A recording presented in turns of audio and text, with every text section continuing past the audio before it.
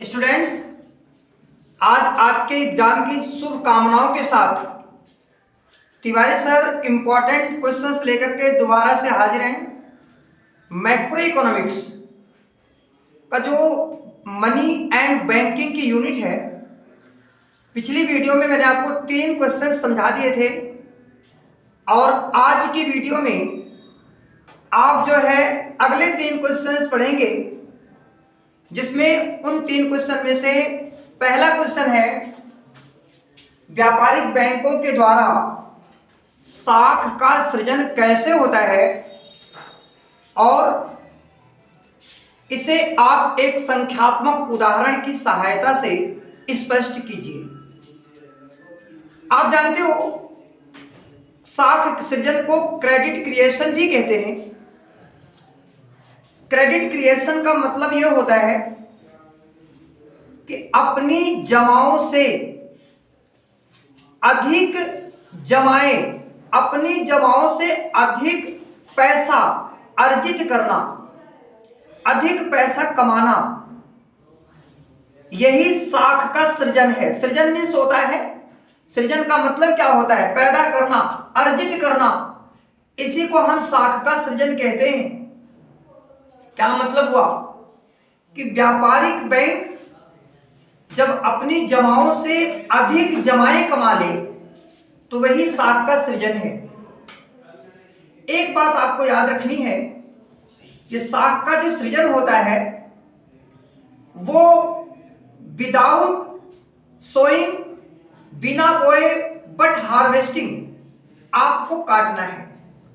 It means without sowing but harvesting वाली बात यहां लागू होती है कि मतलब हमें बोना कुछ नहीं है और हमें फसल काट लेनी है। ये चीज जो है वो व्यापारिक बैंक साख के सृजन को दर्शाती है। कैसे? इसके लिए आपको 2 मान्यताओं पर आधारित होना पड़ेगा। सब कुछ मिलाकर मैंने एक चीज बताया कि बैंक में, व्यापारिक बैंक अपनी जितनी कुल जमा रखती है ना, उस जमा राशि से जब ज्यादा राशि कमा लेती है तो उसी को हम साख का सृजन कहते हैं। अच्छा, साख के सृजन की मान्यता क्या होती है? देखो, पहली मान्यता मैं आपको बता रहा हूं। पहली मान्यता यह है कि जितने भी व्यापारिक बैंक हैं, जितने भी व्यापारिक बैंक की शाखाएं हैं, जितने भी व्यापारिक बैंक की संस्थाएं हैं, उसे हम एक बैंक प्रणाली के नाम से जानते हैं। मतलब कौन से बैंक के नाम से? एकीय बैंकिंग प्रणाली। व्यापारिक बैंक की जितनी भी कुल संस्थाएं हैं, उन सभी संस्थाओं को हम एकीय बैंकिंग प्रणाली के नाम से जानते हैं। एक बैंक की इकाई है। अच्छा, अब आप दूसरी मान्यता पर चलिए। आपको दूसरी मान्यता, ये मान्यताएं बता रहे हैं हम आपको, ये मान्यताएं हैं। दूसरी मान्यता क्या है? दूसरी मान्यता ये है कि आप व्यापारिक बैंकों के अंदर जो लेन देन करोगे वो केवल चेक के द्वारा होना चाहिए। इस एकीय बैंकिंग प्रणाली में जो भी ट्रांजैक्शन हो रहा है वो केवल चेक के माध्यम से होना चाहिए। ये 2 अजम्पशंस, 2 मान्यताएं आपको ये रखनी है। अच्छा, अब आगे बात है क्या? अब आगे की बात देखो। एक बैंक इकोनॉमी के अंदर, एक व्यापारिक बैंक के अंदर जितनी कुल जमाएं होती हैं, उन जमाओं को ऋण देने का काम किया जाता है। लेकिन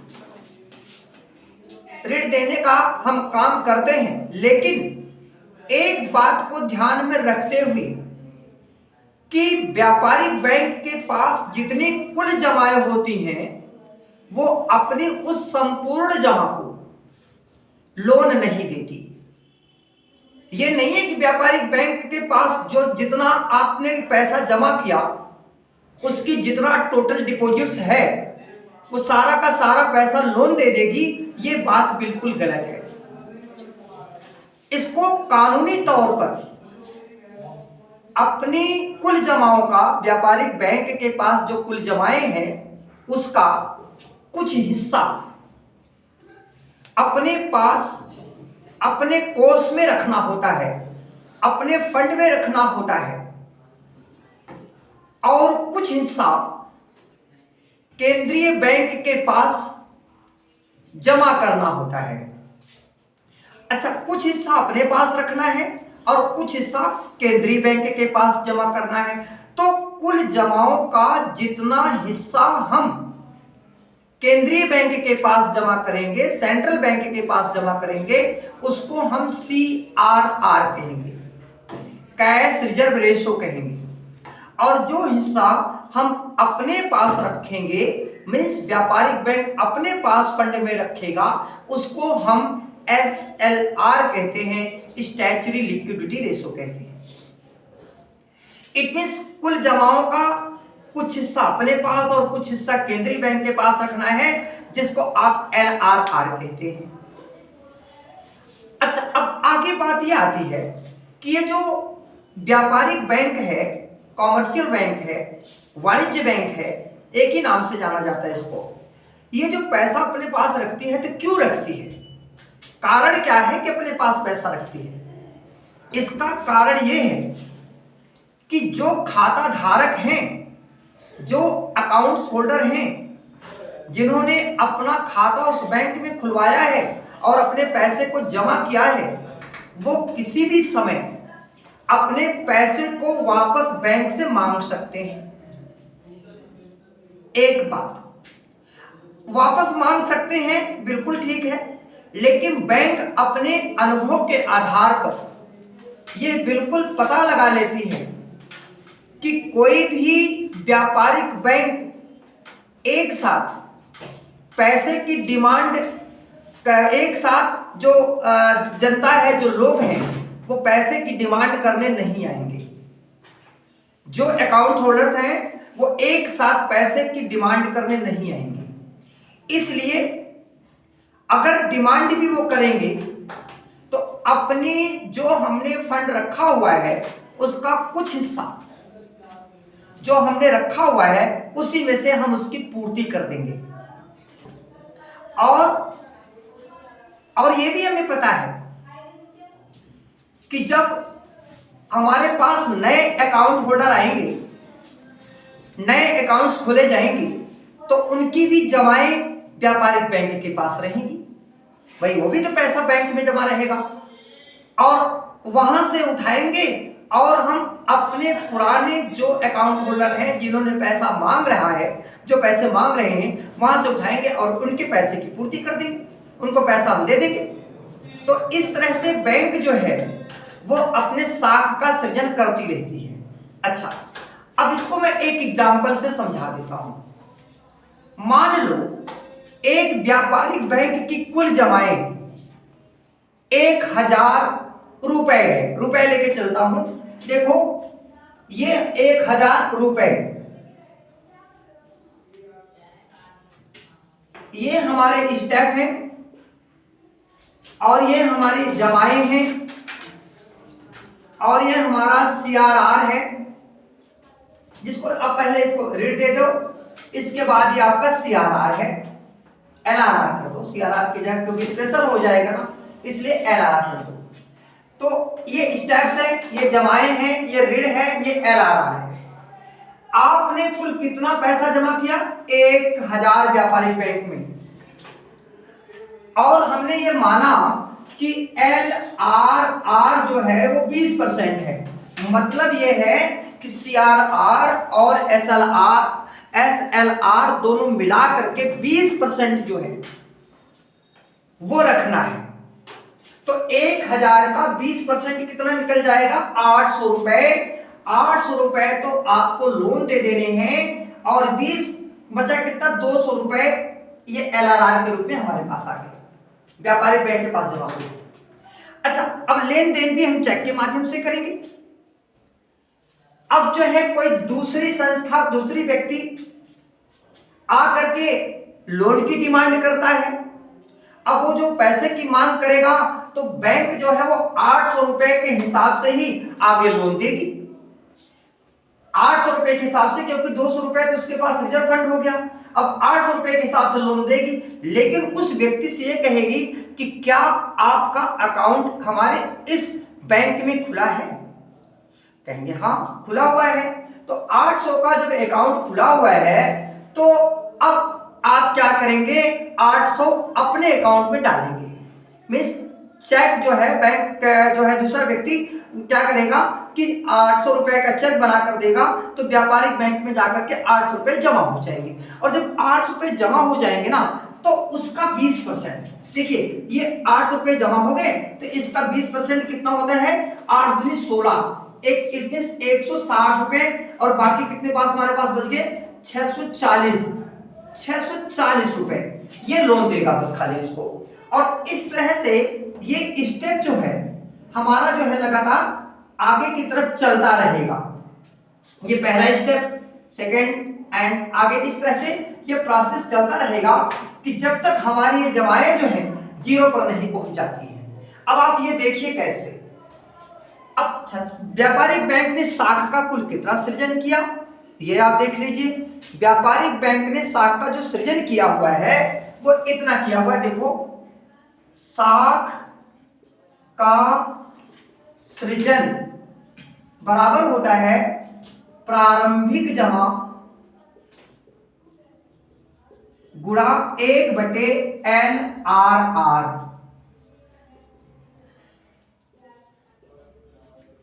ये जो है प्रारंभिक जमा गुणा 1/LRR, लीगल रिजर्व रेशो। प्रारंभिक जमा हमारी कितनी है 1000, LRR कितना है 20%, 20% का मतलब 0.2। अब आप इसको कैंसिल कर दो, 20% का मतलब क्या होता है, अगर हमने 20% कहा है तो इसका मतलब 0.2 हो गया ना। तो अब इसको कैंसिल करेंगे, देखो ये जीरो बढ़ाएंगे, कितना है 2 पंजे 10, तो 1000 को 5 से मल्टीप्लाई कर दो 5000 आ गया। तो शाख का सृजन कितना निकल गया 5000, शाख का सृजन ये हमारा 5000 हुआ। तो इस तरह से व्यापारिक बैंक जो है वो शाख का सृजन करती है। अच्छा अब हम नेक्स्ट क्वेश्चन पर चलते हैं। अगला क्वेश्चन ये है कि केंद्रीय बैंक के द्वारा क्या कौन से कार्य करने होते हैं, केंद्रीय बैंक के क्या कार्य हैं, केंद्रीय बैंक के कार्य।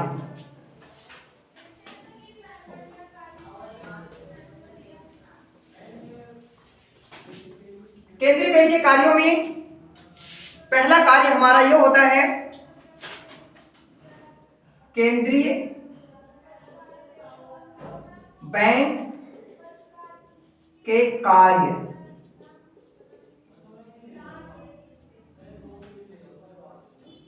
केंद्रीय बैंक के कार्यों में नंबर पहला कार्य है नोट निर्गमित करने का एकाधिकार, इशूइंग ऑफ नोट्स है।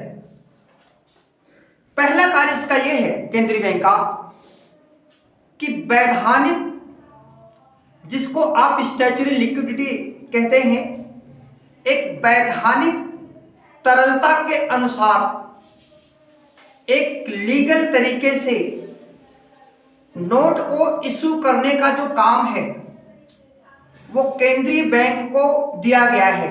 नोट को छापना और उसे इशू करना, मार्केट में इशू करना, ये कार्य जो होता है वो केंद्रीय बैंक का होता है, सेंट्रल बैंक का होता है। और आप अच्छी तरह से जानते हो कि सेंट्रल बैंक एक अपेक्स बैंक होता है, एक शीर्ष बैंक होता है। किसी भी अर्थव्यवस्था के दो ही बैंक होते हैं, एक वाणिज्य बैंक और एक सेंट्रल बैंक। और सेंट्रल बैंक जो होता है पूरे वर्ल्ड में सभी देशों के पास अपना एक सेंट्रल बैंक होता है, जिसका काम ही यही होता है नोट को छापना और उसे इशू करना। हर देश में जो सेंट्रल बैंक होते हैं वो अलग अलग नामों से जाने जाते हैं। इंडिया का जो सेंट्रल बैंक है उसको हम क्या किस नाम से जानते हैं, आरबीआई के नाम से जानते हैं, रिजर्व बैंक ऑफ इंडिया के नाम से जानते हैं। जो भारत का सेंट्रल बैंक है, इंडिया का सेंट्रल बैंक है, उसका नाम है reserve bank of India, RBI के नाम से जाना जाता है। अब आरबीआई मीन सेंट्रल बैंक का कार्य होता है नोट को छापना है और नोट को इशू करना है। दूसरा नंबर किसका कार्य होता है? सरकार का बैंक। सरकार का बैंक का क्या मतलब है? देखो, ये जो बैंक है, जो सेंट्रल बैंक है, वो सामान्य लोगों के साथ कोई ट्रांजैक्शन नहीं करता, सामान्य लोगों के साथ इसका कोई लेन देन नहीं होता, बल्कि इसका जो लेन देन है वो उस देश की सरकार के साथ है। सरकारी विभागों के जो खाते हैं वो इस सेंट्रल बैंक में खोले जाते हैं और सरकारी सिक्योरिटी को सेल करना और परचेज करना, यही काम जो होता है वो सेंट्रल बैंक का होता है। इस तरह से हम कह सकते हैं कि सेंट्रल बैंक जो है वो सामान्य लोगों का काम नहीं कर रहा है, बल्कि वो सरकार का काम कर रहा है, सरकारी विभागों के खातों को देख रहा है, सरकारी विभागों के ट्रांजैक्शंस को देख रहा है, उनके लेन देन को देख रहा है और plus sale and purchase of the government securities कर रहा है। उसी को हम क्या कहते हैं कि सेंट्रल बैंक का फंक्शन कहते हैं। तीसरे नंबर पर आप चलेंगे, बैंकों का बैंकर। जो ये सेंट्रल बैंक है ये बैंकों के बैंकर के रूप में भी कार्य करता है, ये बैंकों के बैंकर के रूप में भी कार्य करता है। इसका मतलब जानते हो कि जिस तरह से आपको बताएं कि हमारा कार्य जनता व्यापारिक बैंकों के साथ जुड़ी होती है, जिस तरह का लेन देन व्यापारिक बैंकों के साथ हम करते हैं, उसी तरह से सेम लेन देन जो होता है वो व्यापारिक बैंक सेंट्रल बैंक के साथ करती है। इट मींस जानते हो सारा कुछ जो है व्यापारिक बैंक हमेशा सेंट्रल बैंक पर आधारित होगी, उसके रूल रेगुलेशन पर डिपेंड होगी, सब कुछ कार्य जो है वो सेंट्रल बैंक के अकॉर्डिंग व्यापारिक बैंक को करना होगा। तो अभी मैंने बताया कि जैसा कार्य हमारा व्यापारिक बैंकों के पास साथ होता है, उसी तरह का कार्य व्यापारिक बैंकों का सेंट्रल बैंकों के साथ होता है। अगला नंबर, चौथे नंबर में चलता है हमारा अंतिम आश्रय का ऋणदाता। अंतिम आश्रय का ऋणदाता, lender of the last resort. ये lender of the last resort है क्या? सेंट्रल बैंक जो है वो अंतिम ऋणदाता के रूप में कार्य करता है। अगर लोन आपको यहां से मिल जाता है तो ठीक है, और इसके बाद आपको लोन देने की कोई भी संस्था नहीं है जो कि आपको लोन प्रोवाइड करेगी। यह हमारी एक फाइनल संस्था है, फाइनल इंस्टीट्यूशंस है सेंट्रल बैंक। इसके बाद में लोन को प्रोवाइड करने की और भी कोई संस्था नहीं है, ये फाइनल है। बाकी तो आप सेंट्रल बैंक, कॉमर्शियल बैंक से लोन लेते हो, कॉमर्शियल बैंक के क्या नाम है, इंश्योरेंस कंपनी से लोन लेते हो, अन्य और भी बहुत सारे हैं संस्थाएं जो लोन देने का काम करती हैं। लेकिन अगर उन सब से लोन नहीं मिला, आप सेंट्रल बैंक के पास गए और सेंट्रल बैंक ने अगर आपको लोन नहीं दिया, तो फिर समझ लो आपको फिर कहीं से लोन नहीं मिलेगा। ये क्या है? अंतिम आश्रय का ऋणदाता है। अगला नंबर होता है साख का नियंत्रक, साख को कंट्रोल करना। इसका अगला कार्य है कि credit controlled by central bank, साख का नियंत्रण करना।